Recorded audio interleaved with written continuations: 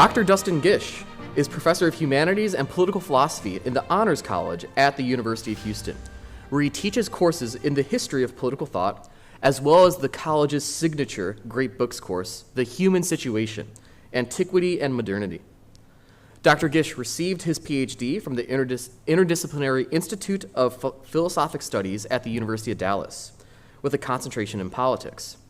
He earned his M.A. in politics at the University of Dallas and his M.A. in liberal education at St. John's College in Santa Fe. Let me reiterate what others have already said. Our thanks to the new college for inviting us and to you for being here and thinking about the principles of the American Republic that we're all a part of and helping to teach that to the next generation. So I am responsible for the handouts that you have. Just want to call your attention to a couple things. One, I provided you with a Declaration of Independence as a card, but one of the ways that I teach the Declaration is by providing students with the other handout, which is a division of the text into sections, sentences, and then subparts within sentences. And it's a helpful way of trying to look at the Declaration as a primary source for instruction, that you can refer to specific parts of it. Now, my talk is Adherence to Principles Cultivates Virtue. Turbulent times call for good leadership, but also for good citizenship. Living a life in accordance with virtue is essential to human flourishing, and in challenging times such as our own, we must live in accord with virtue as citizens. The way of life that defines a particular political order also establishes the boundaries of that citizen virtue, which is indispensable for both its preservation in turbulent times and its perpetuation. Now, our leaders ought to be virtuous, but we know enlightened statesmen will not always be at the helm when the virtue of leadership is required. Even so, and especially so, a republic such as ours, in order to be worthy of the name, must not rely entirely upon good leadership. Citizens too must exercise the virtue appropriate to our regime or our constitutional way of life. Now, the theme of our panel session this morning is cultivating virtue and patriotism in the early republic, and I would argue that we are in need of both. Citizens of our republic must themselves exhibit indispensable virtues in turbulent times. Now, that our times are indeed tempestuous is beyond dispute. A glance at the national news reveals daily the extreme disorder into which our polity sometimes has been driven by political storms which may threaten to shipwreck our republic, storms that are assisted and at times caused by failures in leadership. The virtue that is called for must be exercised then by citizens themselves.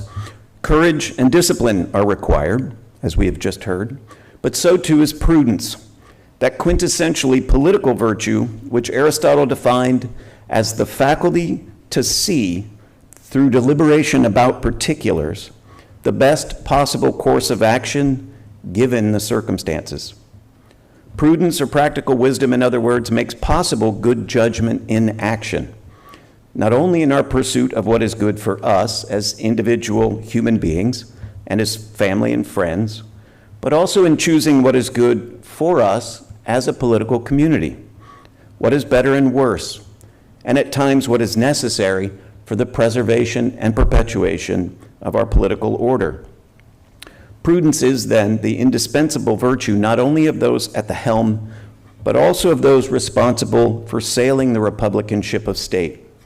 It is the indispensable virtue not only of ruling, but also of citizenship, especially in turbulent times.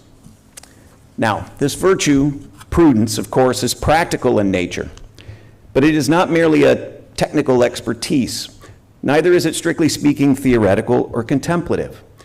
Prudence in itself does not seek to establish universal principles regarding what the good is and what ought to be done simply, but rather through deliberation and choice, prudence aims at what good can be attained right here and right now, what ought to be done at this time under these circumstances and in this place.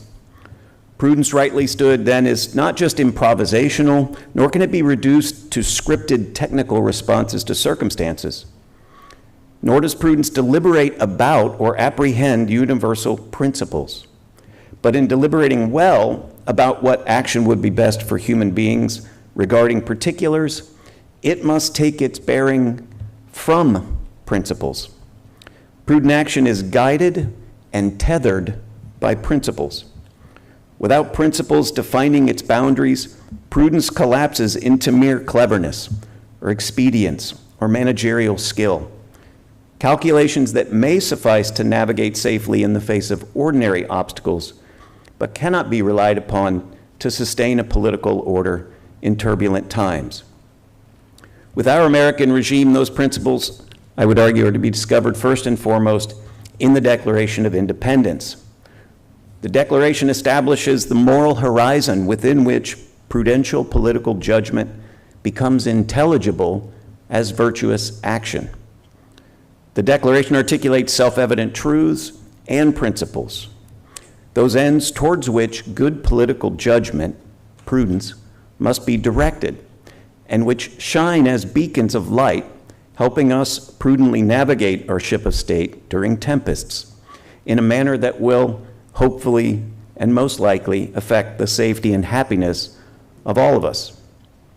Now, without an adherence to the Declaration's principles established as the guidelines and guardrails of judgment, prudential decision-making becomes unmoored, and the political order begins to drift away from its foundation into unprincipled, uncharted waters.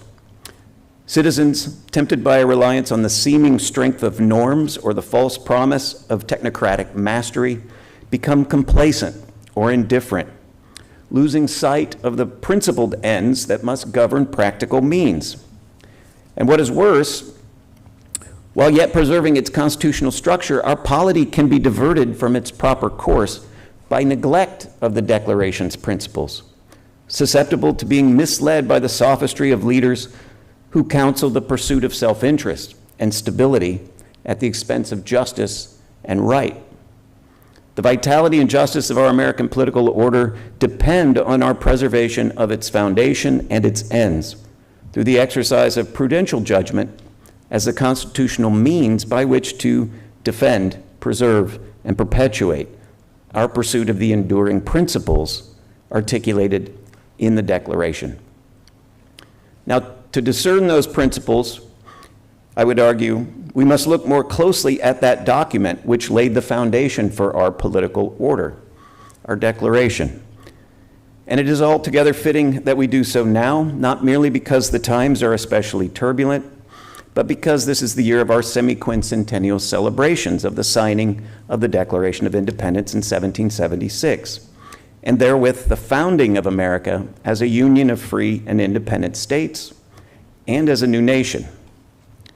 So for the purposes of this session, I propose that we think about this imperative to remember the principles of the Declaration through the rhetoric of John Quincy Adams. Now, John Quincy Adams, eldest son of Abigail and John, they succeeded quite admirably in educating John Quincy. John Quincy is America's greatest diplomat, simply put. He dedicated his life from the age of 14 to serving his country.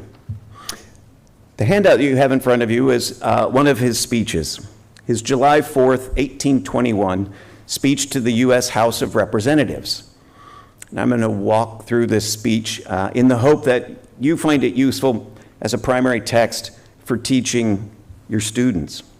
Now, the very interesting thing about this speech is that it is on foreign policy. But why has he chosen to deliver it on July 4th? Now, as Secretary of State, John Quincy Adams became Secretary of State in 1817. He would be Secretary of State until 1825 when he was elected president. So why choose this particular July 4th to talk about not just the Declaration, but foreign policy? Well, in fact, this is the speech that is leading to what will be President Monroe's annual message in 1823 introducing what we know as the Monroe Doctrine. But in this speech, what Adams is doing is indicating that American foreign policy, in order to be just, must be inspired and guided by the spirit and the principles of the Declaration. He's tying the Declaration not only to our Constitution and to our political order, but to our foreign policy. Now you might look on the third page as he starts to get into the speech. This actually is one of John Quincy Adams' shorter speeches. If you've looked at any of his others, he's quite capable of delivering rousing orations for hours. But what he's doing here in the first couple of pages as we have it is that he's rehearsing the colonial experience that leads up to the break with Great Britain. And his rhetoric begins to rise to a kind of crescendo here. He's basically laying out that in the long course of colonial events, not just human events, one people declared their independence, achieved in fact their political maturity, and established their forms of government through written constitutions, laying their foundations on the natural rights principles of the Declaration. Now, as he proceeds, he speaks about that colonial experience and about the sudden break, as it seemed, with Great Britain and the need for this declaration. But he pauses on the fourth page. 1, 2, 3, 4, fourth page, yes. Fellow citizens, I am speaking of days long past. Well, we're remembering something from long ago at this point. Indeed, almost all of the patriots of '76 have died by this point. A few are still alive, of course, Adams, his own father, and Jefferson, but the spirit of '76 is waning. He says at the end of the second paragraph that you have there, my purpose is to rekindle no angry passion from its embers. So it's not just to remember what we did back then against a common enemy, but rather this annual solemn perusal of the instrument, the Declaration, which proclaimed to the world the causes of your existence as a nation, is not without just and useful purpose. We're not just called to remember the past and what was done in the past, the Declaration declaring the causes of separation, but in fact he wants to arouse patriotism by remembering that the Declaration does more than just deliver the causes that impelled them to the separation. It introduces principles. So if you turn to the sixth page, again, calling on his fellow citizens, yet fellow citizens, these are not the causes of the separation assigned in the paper, the Declaration, which I am about to read. The connection between different portions of the same people and between a people and their government is a connection of duties as well as of rights. So of course the Declaration declares the causes and points to the rights that are being violated. But it's also establishing principles. He says, in the long conflict of 12 years which had preceded and led to the Declaration, our fathers had been not less faithful to their duties than tenacious of their rights. But he's reminding his audience that the Declaration not only declared those causes that impelled the original 13 states to separation, but it declared both rights and principles. At the bottom of the page, he says, then it was that the 13 united colonies of North America, by their delegates in Congress assembled, exercising the first act of sovereignty by right ever inherent in the people, but never to be resorted to save at the awful crisis when civil society is solved or dissolved into its first elements. And they declared themselves free and independent states. And 2 days afterwards, in justification of that act, of course, the act was taken on July 2nd, issued the unanimous declaration of the 13 United States. So what's striking here is that he's pointing to what is in fact the very first principle in the Constitution, the fact of popular sovereignty, the first time in the history of the world that a people declared themselves to be a nation. He then strikingly reads the entire Declaration of Independence, all of it, including the grievances, which we typically skip over, and including the names of the signers of the document. He reads it so that it is entered into the congressional record. Quincy Adams believes that this first principle, the principle of popular sovereignty, is the most radical of all the principles in the Declaration, that the people declared themselves to be free. Now, if you turn the page, he continues, middle of the page, the interest, which in this paper, the Declaration, has survived the occasion upon which it was issued, the interest which is of every age and every clime, the interest which quickens with the lapse of years, spreads as it grows old, and brightens as it recedes, is in the principles which it proclaims, not just the causes. It was the first solemn declaration by a nation of the only legitimate foundation of civil government. It was the cornerstone of a new fabric destined to cover the surface of the globe. Destined to cover the surface of the globe. It demolished at a stroke the lawfulness of all governments founded upon conquest. It swept away all the rubbish of accumulated centuries of servitude. It announced in practical form to the world the transcendent truth and principles of the unalienable sovereignty of the people. The stress here is upon not just what the Declaration had to say to an American audience, but what it had to say to the world. If you turn the page again, also where he begins to say, fellow citizens, calling for the audience to wake up, fellow citizens. He recalls to mind that the Declaration and its principles were for the sake of action, not just for remembrance. This is a July 4th speech, and he says, of course, we must, at the end of the first paragraph, remember with effusions of gratitude the sages who put forth and the heroes who bled for the establishment of this declaration. And by the communion of soul, a communion of soul between generations, in the reperusal and hearing of this instrument, to renew the genuine holy alliance of its principles, to recognize them as eternal truths, and to pledge ourselves and bind our posterity to a faithful and undeviating adherence to those principles. So long as we adhere to the principles of the Declaration, the Republic shall endure. At the bottom of the 9th page, the Declaration of Independence pronounced the irrevocable decree of political separation. Of course, it declared the causes that impelled them to the separation between the United States and their people on one part and the British King government nation on the other. But it proclaimed the first principles on which civil government is founded and derived from them the justification before the world, earth and heaven, this act of sovereignty. But it left the people of this union, collective and individual, without organized government. So, he then goes on to point out that the Declaration and its principles establish not only the foundation for what will be the Articles of Confederation. He argues in another speech that the Articles failed to follow the principles of the Declaration, but the state governments that were being written at the time, the first written constitutions, were founded on the Declaration and its principles. He also argues in another speech that the Constitution, the federal Constitution of 1787, put into effect in 1789, established a union, a true nation based on the principles of the Declaration. And here in this speech, in the second paragraph on the 10th page, he points out that it is also the Declaration and its principles which is the foundation for our foreign policy.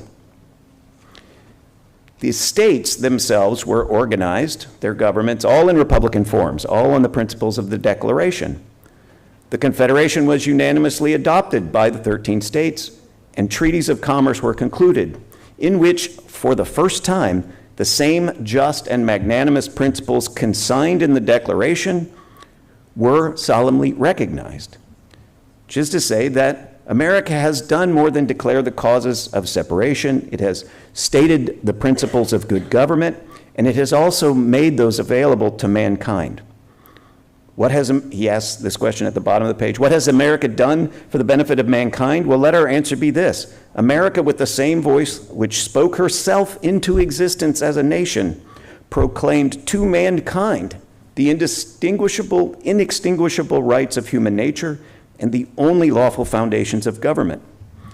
America in the Assembly of Nations, since her admission among them, has invariably, though often fruitlessly, held forth to them the hand of honest friendship, of equal freedom, and of generous reciprocity. He goes on to say that wherever the standard of freedom and independence has been or shall be unfurled, there will her heart, her benedictions, and her prayers be. But she goes not abroad in search of monsters to destroy. She is the well-wisher to the freedom and independence of all. She is the champion and vindicator only of her own. Of course, these are the phrases, the sentence that gets pulled out and called the Monroe Doctrine, but it has to be kept inside of a speech, which is actually a July 4th speech in remembrance of the principles of the Declaration, which are the foundation of that foreign policy. The very conclusion of the speech, "Go thou, and do likewise," a reference to the parable of the Good Samaritan. John Quincy Adams is here concluding with an exhortation to his audience at home, but also to an audience abroad, saying, "We do not seek empire." These are the principles in the Declaration upon which our governments are founded, our state governments and our federal government and our foreign policy. Go thou and do likewise, speaking to the rest of the world. Embrace and extend by example the first principles of the Declaration. Now, to conclude, let me point out that what Adams is doing here, he does in many different speeches, which is to continually call attention back to the spirit of 76 and especially to the Declaration of Independence. Now, of course, the Declaration, we tend to only remember the famous opening of the second sentence. We hold these truths to be self-evident, that all men are created equal, that they are endowed by their Creator with certain inalienable rights, and that among these rights are life, liberty, and the pursuit of happiness. But unlike the Walter Isaacson book on the Declaration, that is not the end of the first sentence. It continues that to secure these rights, governments are instituted among men, deriving their just powers from the consent of the governed, and that whenever governments become destructive of those ends, it is the right of the people to alter or abolish it and to institute new government, laying its foundation on such principles and organizing its powers in such form as to them shall seem most likely to affect their safety and happiness. If you look closely again at what you see in that very famous second sentence, there's something about the style of Jefferson here. The passive construction of the first two parallel clauses. It's quietly being said here that all men who are created equal, and that they who are endowed with certain inalienable rights, cannot act as the agents of their own being, nor are we the authors of our inherent and inalienable rights, as Jefferson wrote it. As created beings, we must recognize about ourselves that we are insufficient causes of our own existence, as well as of our nature. We are neither self-generated nor self-endowed. However, we are sufficient to be, and of right ought to be, self-governed, responsible for securing the natural rights with which we have been endowed. Jefferson's first two clauses thus point subtly not only to that which we possess by nature and of right, but what we must secure. He also points to the fact that in other important respects we may be limited, so too governments that are instituted among us are limited. We are their creators, and as such we have the power to render them just by our giving consent to be ruled by them. But we retain the power to revise or to abolish them if they fail to secure the ends for which we instituted them in our judgment. The faith implicit here in human reason to grasp first principles and in human ingenuity to institute governments founded upon such rights and such principles is truly a celebration of our worth as thinking beings, but it also imposes solemn obligations, binding us as moral beings to act with purpose and in accordance with what is right, precisely because we are capable and competent by nature to know what is right to do. These truths we may hold to be self-evident, but we are not the cause of their being so. Our holding them is not what makes them axiomatic. By our reason alone, we are sufficient to grasp them, but once apprehended, these self-evident truths have a hold on us. If we reason rightly, we are bound by them and to them. They hold us. And as John Quincy Adams reminded the People's House in his anniversary speech, we must not only commemorate and celebrate our Declaration of Independence, but also hold and adhere to its principles and cultivate the virtues that such adherence to these principles requires, both at home and to encourage the world abroad. We must do it in order for our republic to endure. Thank you. Join us in falling in love with America again.